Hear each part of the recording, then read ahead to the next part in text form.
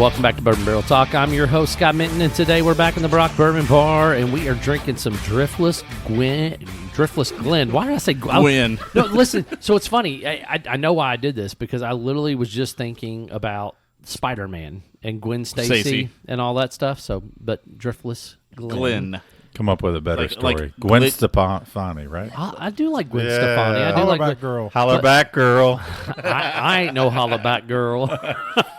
Anyway, Driftless Glen. They're based out of Wisconsin, and what are we nipping on today, Nick? All right, this is actually a single barrel pick that was done by the local Starlight group, Starlight Barrel Society.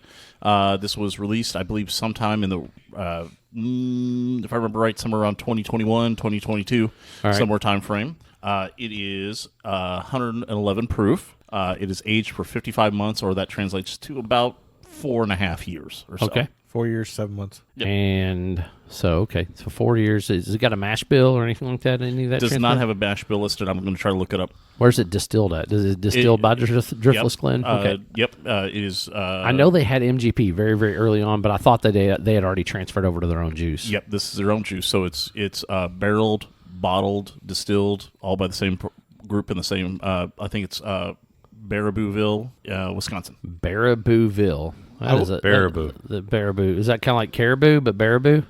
It's Baraboo. I think it's just Baraboo. I will say for a 4.5-year-old, the color on it is wonderful. It does get a good color for sure. Baraboo? Baraboo. Like caribou, but No. with a B. B-A-R. But it sounds like caribou. She's got glasses on. Yes, I know. I can't see squat. She needs readers. So Baraboo like caribou, but it's just not spelled the same. Yeah. There we go. All right. Anyway, back to what I was originally saying. Yes, it does have some nice color. It's got a really nice nose on it. I tell you what, I like the bottle design. It's got the little windmill-y thing on the back, and then the square. Reminds me of those old apothecary square bottles and stuff. What's that on the side, Barbara? The actual windmill is part of their Thumbprint? actual design. Oh, okay. So if you actually look at the front of their design, Yeah. it actually has a windmill, and they actually have it etched in the bottle on the back. Right. But the sides are those just placeholders for your thumbs? Thumbprints. Oh, they're actual thumbprints? Kind of like bottle holder, like Gotcha. so you don't drop it. Gotcha. Or as we call evidence. Evidence. Correct. It does have some good legs going on. The smell makes your eyes water, though. Yeah, it's a little ethanol-y to me. It's got a little alcohol to it. It's definitely got that rye spice. It's got a little corn. It does have some corniness to it. I get some clove. Yep. Some kind of baking spice. You All can right, eat- I did find the mash bill if you'd like to know it. Let's roll. All right, it is a 60-20-20. 60-20-20, man. Like they're friends with Ted from Starlight. That's his favorite mash bill, the old So it's 60-20-20. 60 corn, 20 rye, 20 barley? Yep. I'm assuming it's that. It might be malted barley or something, but yeah, barley. So does anybody else smell tobacco? How am I getting that? Faintly. Yeah, I mean, I can kind I- of get it on the back end. There's no tobacco in Wisconsin. I would. No, it's, There's definitely not. There's milk. There's definitely a lot of Cheese. milk. there's corn, too. Yes. There's corn. There's milk. Milk, cheese.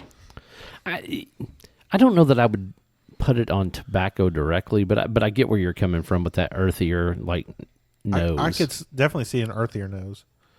Maybe it is a cigar once we get into it or It's something. either that or herbal tea. Now that might be where I'm at with it. I do get like more of like what I would consider more of a tea, but I think it's the baking spice more that you're picking up than actual tobacco itself. Yeah, I'll agree with that. I get that more baking spice-esque. I wouldn't really call it clove as much, but it's really close to that. Yeah. I can, kind of going back to the herbal tea, tea snob over here. It's very similar to like a spice chai, where you've got that kind of earthy, but you've got those baking spices and all of that combined.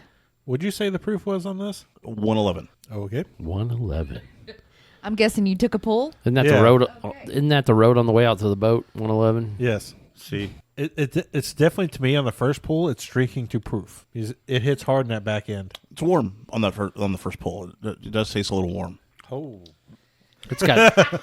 It's definitely got some But I tell you what, I'm kind of digging it. It's got some really, really nice like mid palate stuff. The spices poof right there, hits you in the tongue, right, and then it goes into your mid palate. And it's really nice. It's mellow. It's got a little bit of like some caramel. It's got some nice like fruity Nutmeg. sugars, some baking spice. I would say probably nutmeg. That might be a good point there, Tim. Then it turns into wood at the back palate. It is very woody.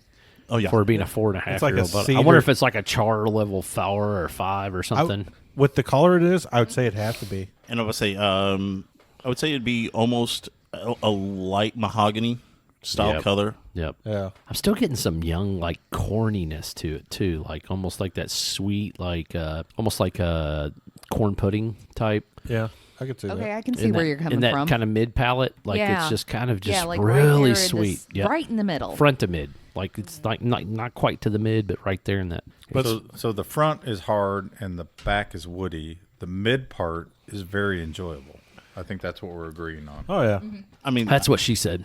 I'm about to say there's a nice linger that and mouthfeel that comes from this. You know, Yep. there's this nice little tingle that kind of permeates on the tongue. And the linger is more like an earthier tone to me. Yeah, and the third pull now, it's like much more floral. The sweetness is still there, but man, it's wow, it's got a whole lot of stuff. It's opening up the more you Yeah. drink into it. Yep, If I were drifting out in the ocean, that's what it tastes like. you get like salty. No. This. No, Like But you're sucking on a piece of wood. Yeah. No, by the time you get to that third, Driftwood. driftwood. Gotcha. Wood.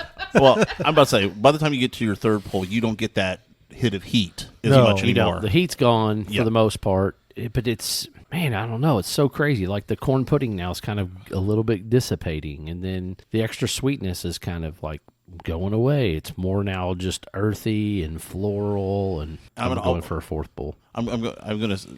It's the mouthfeel is also kind of give me somewhat almost like a kind of like a silly thing, almost like a buttery oak or buttery wood. Well, it does coat your mouth real well. Toasted Yes. oak. I'm gonna drop Yeah. it for the water. Oh, we're at that point. I'm dealing with a barber pole, so I'm still kind of sipping. I got to work it down a little bit more. Once again, that's what she said. Nobody's complaining. All right, here. If you follow it with a Coke, it's really good. Gotta love those chasers. Was I not supposed to say that? Sorry, Mr. Driftwood Glen. Hey, Driftless. you know what? Driftless. As I so eloquently always say, to each their own. That's right. And, And, this, and is, then there's Tim. this is definitely out of your wheelhouse, Tim. Yes. There's a lot more rye in this. Even though we've had some others that were high rise, but they're a little more mellow than what this one is. I think this is proofing them out a little bit. Yeah, because this does drink to proof. I was Yes. just drinking 112 proof. Right, but that That drink's light proof or mild proof. This Yeah. drink's full proof. I mean, you're drinking So- something Go ahead. You're drinking what? Are we all right? something that was a little we spill. spilled. oh Got a little spill Oh. over there. Got a little spill one of that drank there. more like 99, 101. Yeah, and this or- drink's closer to true proof, Yeah. like that one. I'd say like that 1.8 to 115 range. So it probably falls right around that 112, This where's de- where it sits. I'm not Definitely- gonna lie. Yes, I did pour a little, and notice how much I still You have. still in my have glass. a bunch left, yeah. He poured out some for Did the Barber homies. pour your glass? We're not going to let a match around you guys. Of course she did. See, this is the problem. It'll be like, this girl is on fire. Hey, had to share with the homies. I don't know that the water it helped any, especially even on the nose. I'm going to go ahead and It brings Take a out the little nip. ethanol. It brings out. I've got a little bit more than what you had. It brings out the ethanol to me. And that it's the corn. yeah, it just goes real corny. I did 3. I don't know. Yeah, I'm not a fan with Yeah. water. Just the nose is not a fan. The rye goes really. Shoots off the chart. Yeah, but it's more of it just goes straight like weird spice rye.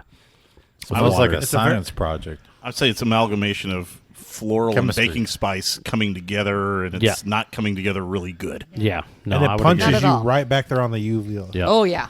Punch, punch, punch. I can't believe that the dudes from Starlight picked this. I mean, who did they send like 3 dudes and like did Blake and Christian not go? I have no idea. Yeah. This is kind of odd. I mean, because by itself is not bad, but with water, oof.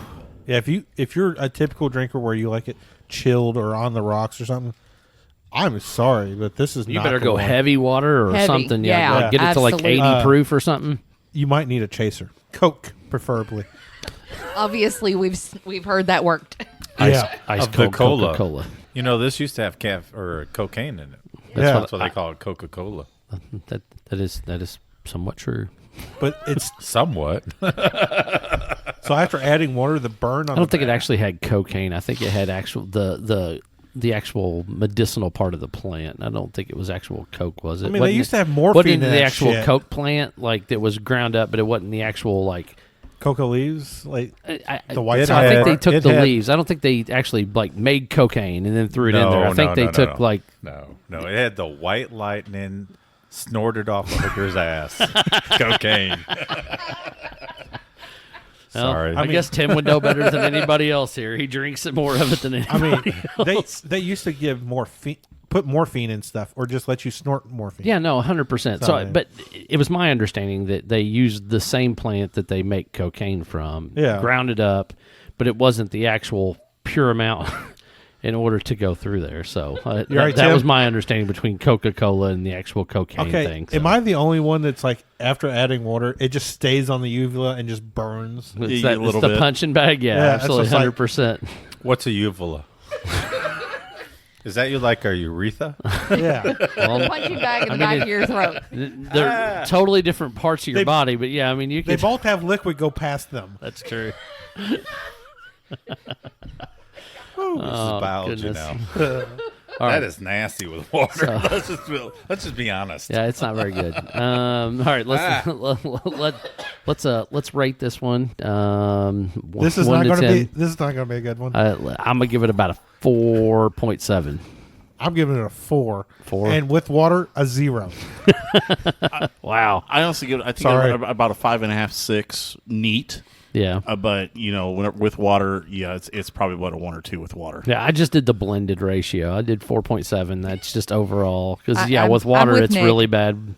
With neat, it's probably about a 5.5 to 6. Somewhere in that ballpark. Tim, it looks like he's a 4 He's with struggling. no water and a 1 with water. So honestly, politely, I'll say this: it's a 1 without water, a negative billion with water. I like And where he's going with this. If you were ever out on a date and you gave this to your date, they would leave you. This particular pick, probably. I love all the dating and wifely advices we've gotten from Tim over the last few episodes. He's been Yeah, here. it's wonderful. I can greatly appreciate that. I can tell you. I mean, my eyes still hurt from smelling it. Well, I can't wait till the next episode with Tim. me and my wife have very similar palates, and I don't think she would like this. And Yeah. she likes higher proof stuff, It's couch stuff. You'd be sleeping on the couch if you gave it to her. probably. Admit it. That's fair.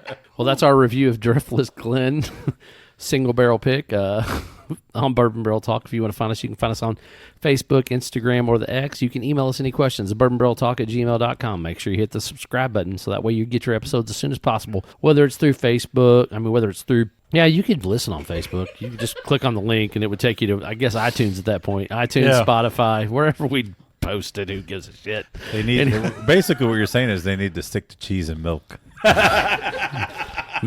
They might need to. Who knows? But I think that's our episode. This is Scott, Tim, Barbara, Nick, and Carl signing off. See ya. Peace. Pros. Peace out.